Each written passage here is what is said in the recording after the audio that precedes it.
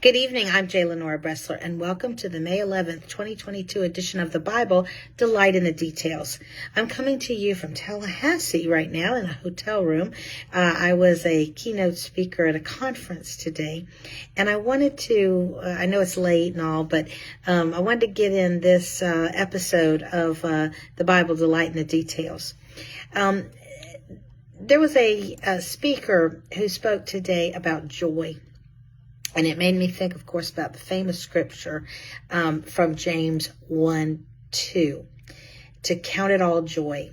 Listen to these words from James, the half-brother of Jesus, who did not apparently believe in Jesus during his lifetime, but once he returned from the dead, James saw the light and became a very devout follower and would wind up being a martyr for the cause and was apparently a very effective first leader of the Jerusalem church. Listen to these words right off the bat in James chapter 1, verse 2.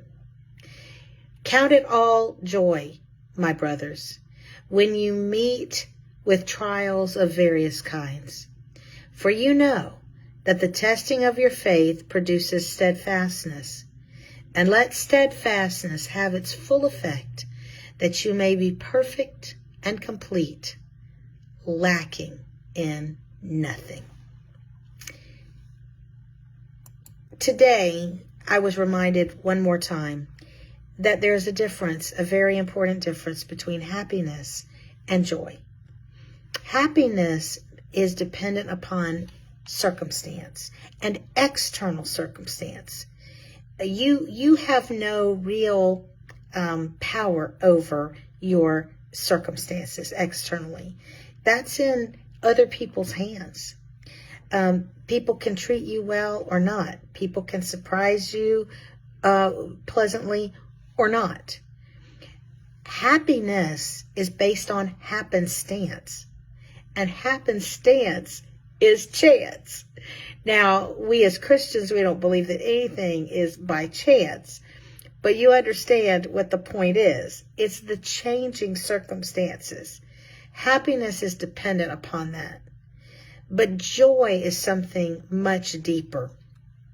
I was looking on the internet and I found an article about a psychologist who has been doing a lot of work and research into joy. Her name is Dr. Pamela King, and she spent years actually looking at and studying joy in people's lives, and she's written some books about it.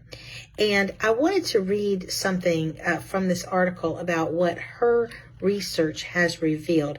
This is absolutely fascinating to me. So she says that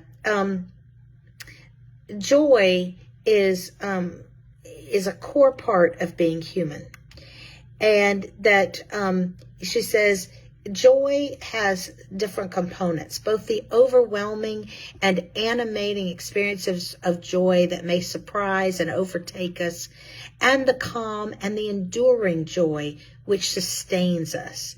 And generally, we want more of it.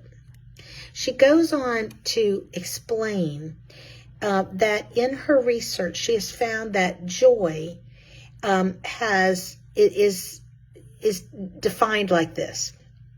There are three areas that deeply inform joy. They are, 1, growing in authenticity and living more into one's strengths. 2, growing in depth of relationship and contributing to others. And 3, living more aligned with one's ethical and spiritual ideals. If you go back and you reread James 1:2, he alludes to all of this. It is impossible to be happy about trials, and yet you can count even trials as joy, at least under Dr. King's explanation of joy.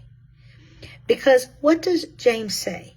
He says that these trials are producing steadfastness, which in turn will make us perfect and complete, lacking in nothing. Is that not leaning into something that will make us strong? And what are we leaning into exactly?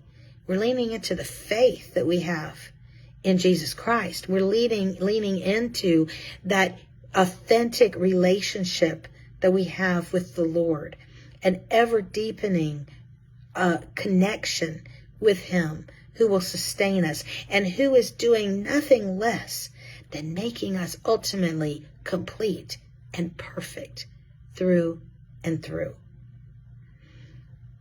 We are